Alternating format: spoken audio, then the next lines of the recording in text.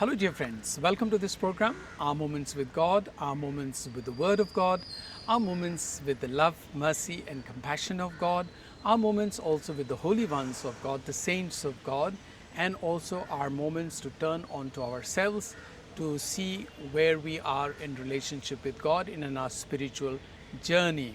And I also invite you to be co-missionaries with me by sharing the Word of God with others, as today we have another important person who will be sharing the Word of God with us, and she is Sister Melissa Fernandez. She of the Apostolic Carmel, and she is a teacher in the school that you see behind me, Carmel Convent, Malcha Marg in New Delhi. And over to you, Sister Melissa, to share the Word of God.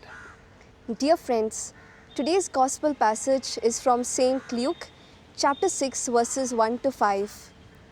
We hear in this passage that Jesus is walking through a grain field along with his disciples. And his disciples, they feel hungry and they pluck heads of grain and they start to eat. We see here the Pharisees enter the scene. They criticize the disciples for this act of theirs, which was on a Sabbath. Sabbath is a day where there is total rest and no work. Jesus quotes from the first book of Samuel, chapter 21, verses 1 to 6, that even King David, along with his followers, they too had eaten of the sacred bread. Dear friends, this Bible passage speaks to us of the mercy and love of Jesus, which goes beyond boundaries. We see the scribes and the Pharisees were sticklers to the laws. They were always focusing on the observance of the laws, and they forgot the human needs and compassion. But Jesus, on the other hand, reaches out in compassion, reaches out in kindness. There is also an ecological dimension to this narrative. We see in many of the parables of Jesus the healings and the miracles. The setting of all these incidents are in the midst of nature. We see here as the disciples are plucking the grains, Jesus isn't saying anything. It is because Jesus is trying to teach us to be generous towards the resources of the earth, that it's not only meant for a particular part or a particular people, but it's meant for everyone. And just as we have received it generously, we ought to share it with others. There is also a Eucharistic dimension to this narrative.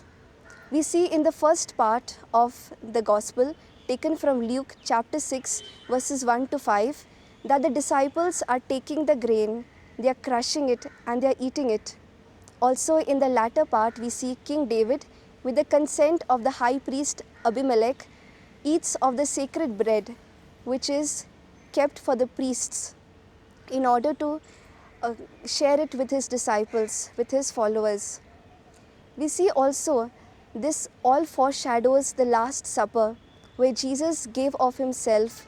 He broke the bread and he distributed to his disciples, which ultimately led to his crucifixion, his death on the cross, which meant that Jesus is for all. So today let us ask ourselves, are we like the Pharisees who are judgmental, who always criticize others or who find fault with others? Or are we like Jesus, who is compassionate, who is kind, and who is open-minded towards the needs of others? Let us remember that today's responsorial psalm, we see from Psalm 58, that our God is our help and He is our strength.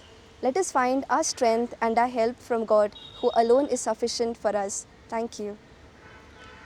Thanks a lot, Sister Melissa, for a wonderful reflection. You included several aspects on it, and I'm sure it will help people to reflect further on the reading. Thank you very much. God bless you.